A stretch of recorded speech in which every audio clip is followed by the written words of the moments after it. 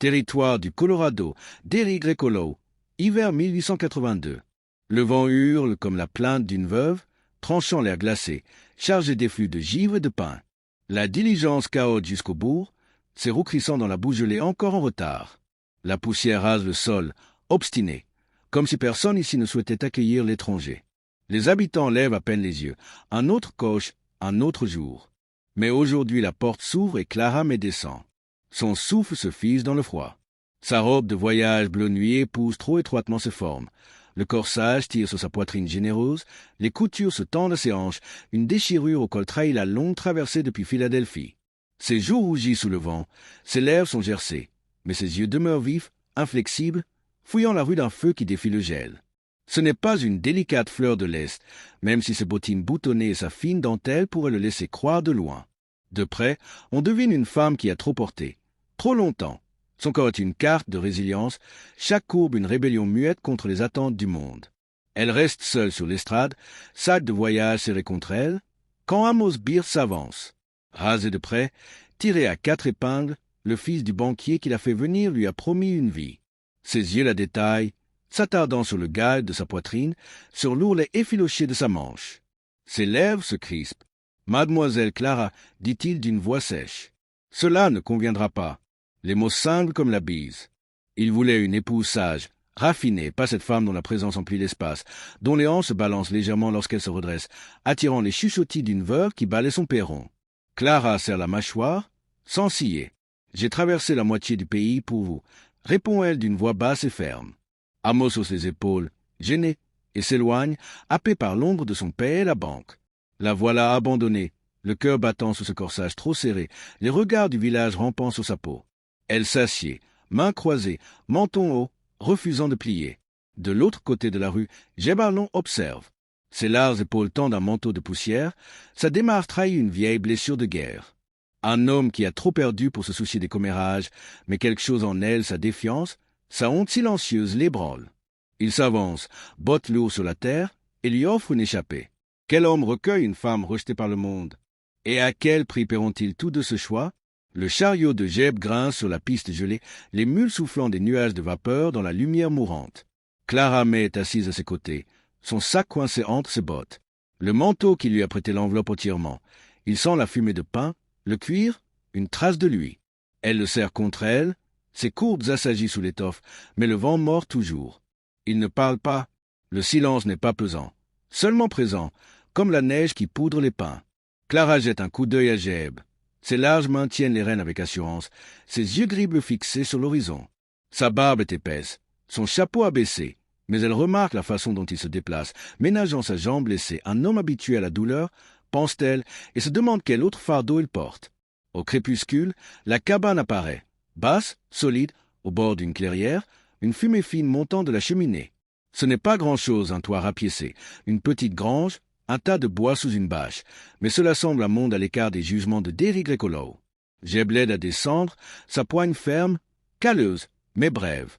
À l'intérieur, l'air est tiède, le poêle rougeoie doucement. Dans un coin, un lit étroit, une couverture de laine pliée nette, un fusil appuyé contre la porte. Tout est sobre, habité, mais sans douceur. Clara accroche le manteau, sa robe déchirée captant la lumière du feu. L'encolure glisse, dévoilant un éclat de clavicule. Elle la remonte, les joues en feu, mais Jeb ne regarde pas. Déjà, il sort une marmite du poêle. « Vous pouvez m'aider » dit-il d'une voix grave, comme rouillée par le silence. Elle hoche la tête, se place à ses côtés, son épaule frôlant la sienne pour attraper un couteau. Il cuisine en silence, haricots, pommes de terre, un ragoût simple. Ses mains, encore fines de la ville, s'en mêlent d'abord, mais elle apprend vite. Quand elle se coupe le pouce, il lui tend un chiffon sans un mot. Il mange en silence, l'étain raclant doucement. Elle reste droite, refusant de paraître petite. Il lui offre le lit. Elle insiste pour dormir près du poêle. Il ne discute pas, s'installe dans la chaise, la jambe étendue. Le feu crépite, le vent gémit au dehors. « Vous vivez seul, ici » demande-t-elle enfin. « Oui. Pourquoi m'avoir amené ? Vous aviez besoin d'un endroit. » Son nom à elle vient plus tard. Le sien aussi. Clara, Jeb, c'est suffisant pour l'instant. L'aube se lève grise et glaciale. Clara se réveille au parfum du café et des flocons d'avoine. Jeb est déjà dehors. Elle enfile son pantalon de toile et sa chemise de flanelle, trop grand mais chaud, le tissu effleurant sa peau lorsqu'elle sort dans la neige. Le froid lui coupe le souffle, mais elle le suit jusqu'à la grange. Les stalles, dit-il en lui tendant une fourche. Elle acquiesce, les mains vides couvertes d'ampoules, mais son rythme reste constant. Il travaille tout le jour, foin, clôture, sac de grains.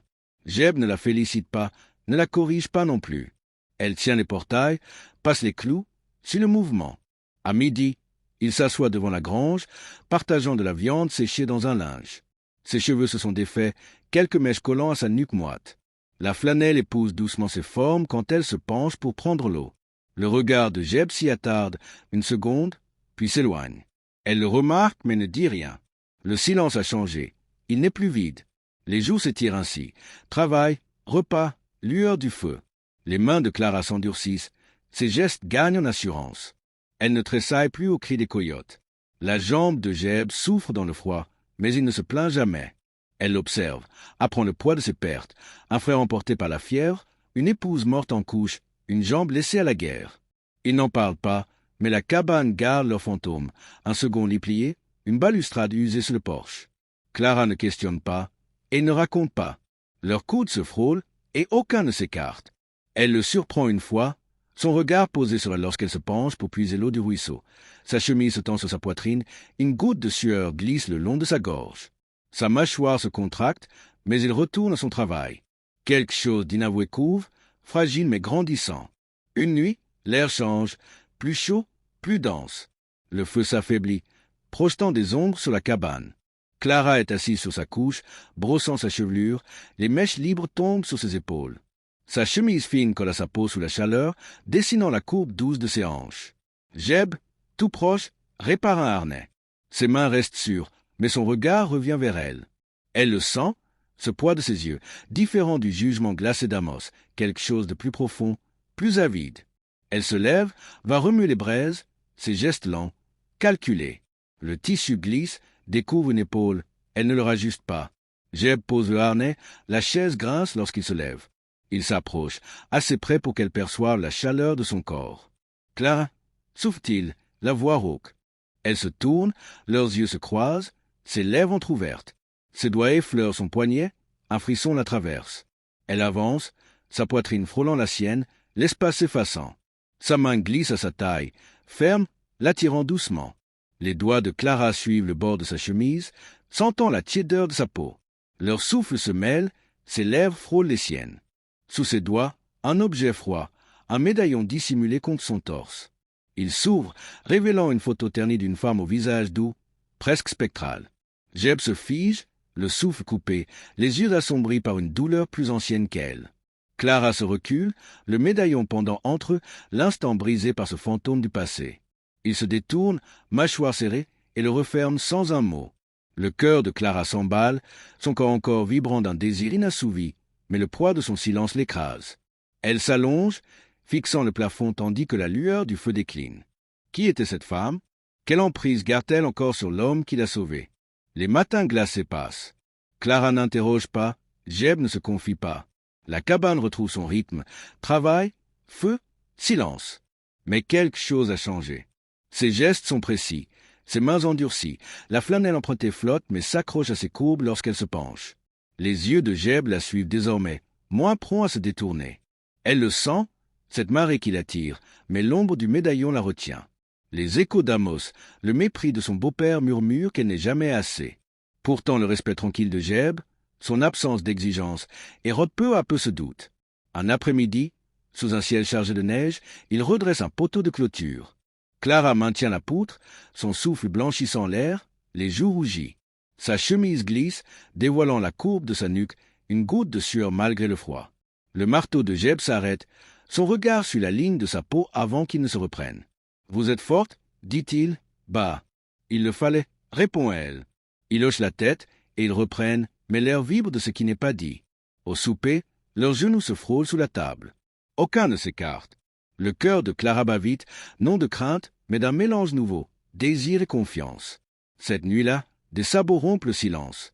Jeb saisit son fusil, sort sur le perron. Clara le suit, le pouls précipité. C'est Cooper, l'adjoint du shérif, l'insigne brillant sous la lune. « Alan » Cette fille crée des histoires. Amos Beard prétend qu'elle lui doit le billet, des lettres, son honneur. Clara s'avance, menton haut. Je ne lui dois rien. Elle reste, tranche Jeb, la voix d'acier. Dit à Beard de se tenir loin.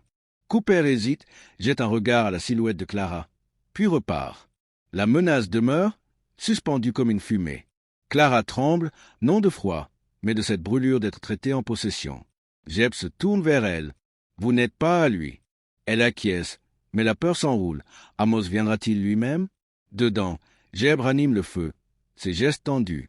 Clara l'observe. Pourquoi me défendre? Chuchote-t-elle. Il reste fixé sur les flammes. J'ai vu trop de gens abandonnés. Je ne laisserai pas cela se reproduire. Sa gorge se serre.